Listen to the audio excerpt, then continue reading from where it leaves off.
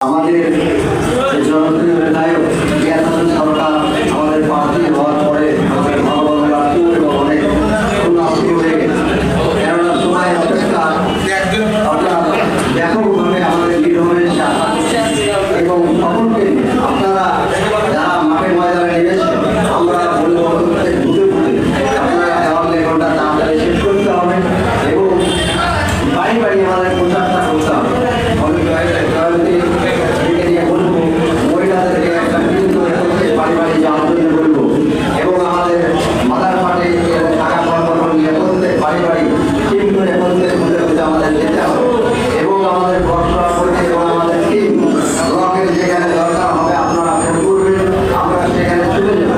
যার সাথে যারা কথা বলা বলে নাই বা কারোর সাথে কারোর পছন্দ না থাকতে পারে সকলে মিলে আমাদের জ্ঞানচন্দ্র সরকার মহাশয়কে আমাদের জিতাতে হবে।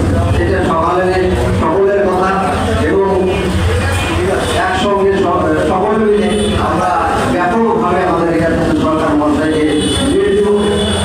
এই আশা বার্তা রেখে সকলকে ধন্যবাদ জানিয়ে আমি আমার সংক্ষিপ্ত বক্তব্য শেষ করছি। জয় হিন্দ, বন্দে মাতরম, তৃণমূল কংগ্রেস জিন্দাবাদ, মমতা ব্যানার্জি জিন্দাবাদ, অভিষেক ব্যানার্জি জিন্দাবাদ, ভগবানরা তৃণমূল কংগ্রেস জিন্দাবাদ। ধন্যবাদ মাসাদুল ভাইকে। আজকের সঞ্চালক সভাপতি গোলাম সাকিয়া উপস্থিত সকলকে শ্রদ্ধা শুভেচ্ছা জানিয়ে আজকে একটি কথা বলতে চাই। অনেক সময় ধরে আমরা ধৈর্য ধরে আসেন, তার জন্য সকলকে ধন্যবাদ। আপনাদের দীর্ঘতম সভা ওদের আমাদের পাইনি আজকে যদিও নির্বাচনের প্রথম সভা, এখানে অন্য বক্তব্য দিতে চাইছি না। দু একটা কথা নির্বাচনের জন্য বলতে চাই। নির্বাচনের প্রথম ধাপ হচ্ছে ভোটার লিস্ট, আমরা জানি না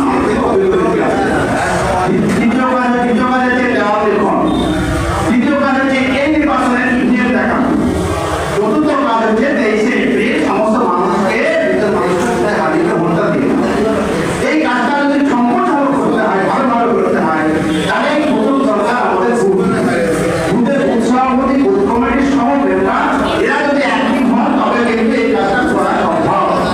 সেই জন্য আমরা সকল উৎসভাপতি এবং মেম্বারদের অনুরোধ রাখছি যে আপনারা বুথে বসে ইমিডিয়েট এই কাজগুলি পর্যায়ক্রমে করতে থাকবেন, তাহলে আমাদের ভোটে জেতার কোনো বিষয় নাই। আপনি দেখেন ভোট জিতবে কোনো সন্দেহ নাই।